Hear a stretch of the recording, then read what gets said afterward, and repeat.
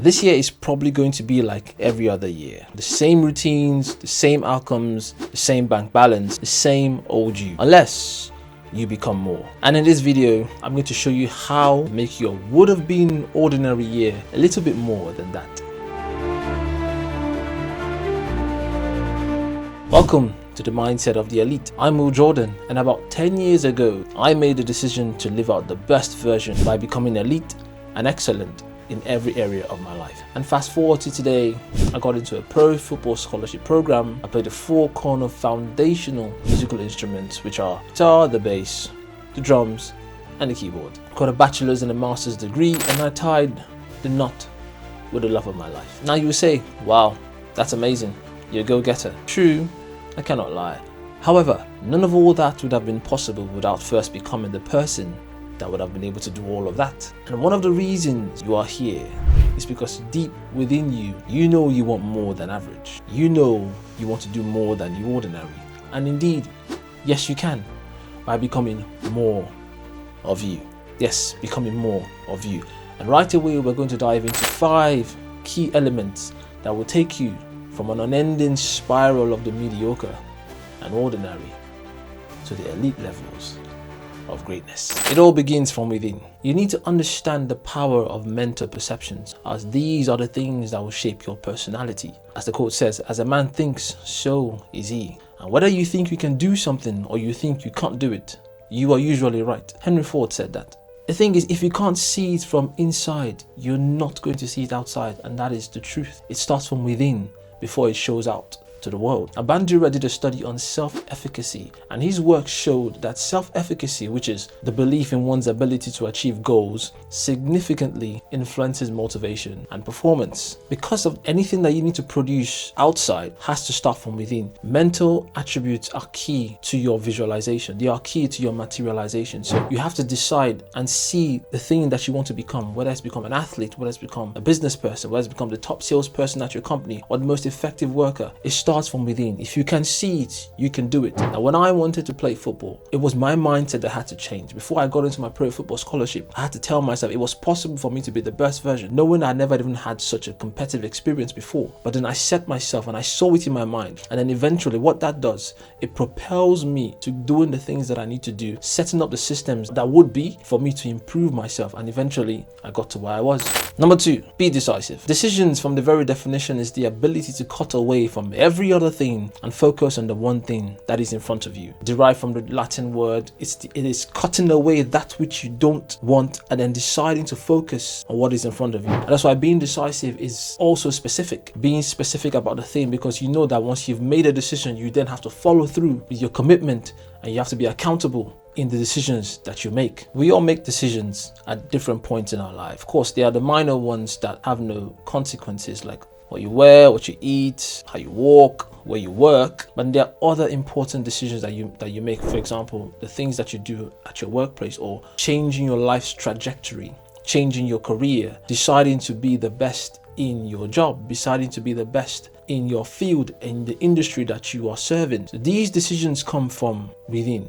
And then when you set that goal, that, okay, this is the line I'm going to go, you can't go any other way, because that is why the top paid CEOs, or the most paid CEOs, are the ones who make the critical decisions that shape how the business goes. They don't really do as much as you think, but they do a lot, because that decision could affect the rest of the company. So what they say and how they say what they say determines immensely the direction. So decisions are key, and the skill and the ability to understand how to make those decisions effectively is something that you can work on. But then it comes over time. You will learn with each decision that you make, but ensure that each decision you're following through, and then you're ready for the consequences and, of course, the rewards that come with them. Number 3, you need to set goals as systems and outcomes, meaning that what you want to achieve, there has to be viable systems that produce the outcomes, which eventually makes you achieve your goals. Goal setting is fundamental in everything that we do. We always have to have the target that we aim for. You cannot aim for a target that isn't there. So if you don't have it in front of you, how do you know where you're going? So goals are important. Let nobody deceive you. But focusing on the goals and not having the systems that produce them is where it becomes a bit challenging. But systems are the things, are the cogs that make the machine work completely to ensure that your goals eventually are achieved. Listen, a goal without a system has no means of materialization. It only becomes I wish. And as James Clear said in his book in Atomic Habits, you do not rise to the level of your goals, you fall to the level of your system. And Clear's research-backed approach to habit formation argues that systems, which are your routines, your habits, and the environment, are the infrastructure for achieving goals. Without strong systems, goals become unattainable dreams. So you must recognize the benefit of writing down the goals as the person who becomes that, rather than the person who has. The stronger goals are the goals of identity, are the goals of becoming, rather than the goals of having. Of course, you want to have different things and you want to do certain things, but if you decide to become someone, the having is a byproduct of the things that you would do because of who you are, to ensure that the systems, the right systems, are in place for the achievement of your goal. And if you found value in this video so far, why not hit the like button, subscribe, and turn on the notification bells, because more videos like this will be coming your way. Number 4, dealing with adversity. We all have challenges that come our way, but recognize that any adversity that comes your way is only for your conquest. Every stage always has a final boss, and it is up to you to slay it. Because if you don't, you're always going to have to come back. You're always going to have to come back to that point, that checkpoint again, to defeat that final boss. Like the video games you play, if you don't defeat that final boss after attaining all that you need to do, you're going to have to start again. The same thing, every skill at every level, whether it's playing the guitar, whether it's learning a new software or learning a new code, or in my case, when I was learning different things like training my weaker foot on my left foot, I had to level up in my knowledge and my actions so that they could be proficient enough. Because you will hit roadblocks, you will hit stumbling points, you may plateau in your growth, but it is not there to keep you down. It is there for you to become the best version of yourself. Now, don't let anyone tell you that adversity doesn't come, and we all could be born into different circumstances. What matters is how you overcome that. Can you observe your surroundings? Can you see what do you have inside you? Can you see the things that you know, and how can you tackle that matter? It's not just about what can I do, but how can you do it? Recognizing that is the key to overcoming that adversity. Number 5, learn it, love it, live it. Listen, nobody came to this world with anything. We came bare, without nothing, but we learned it all. Everything in this world is a discovery. An invention is an innovation. They're all discoveries. We found out what was here, what we could put together to make our lives better, more efficient, and make things more effective. Because the thing is, every skill is reproducible. If anything can be taught, it can be learned. And anything worth doing is worth learning. So understand that learning is also a skill, but you must apply yourself to it. Anybody can learn anything. Remember, like we said, it starts in the mind. If you tell yourself you can learn it, you can actually learn it. And once you've learned to do the thing, the next thing is to love it, no matter what it is. Sometimes at the beginning, it may be hard, but learning to love the thing is what gives you the edge that allows you to go beyond. Like they say, when you find that the thing that you enjoy doing gives you an extra edge, then you'd want to do more into it. So then you integrate that into your lifestyle, into your practice regime, into your routines. Routines are key. So you learn it, you love it, you live it. Because if you do not apply these 3 in tandem, you can love the thing that you're doing, but if you don't live it out daily, then you would plateau. Then you'd find yourself stalling.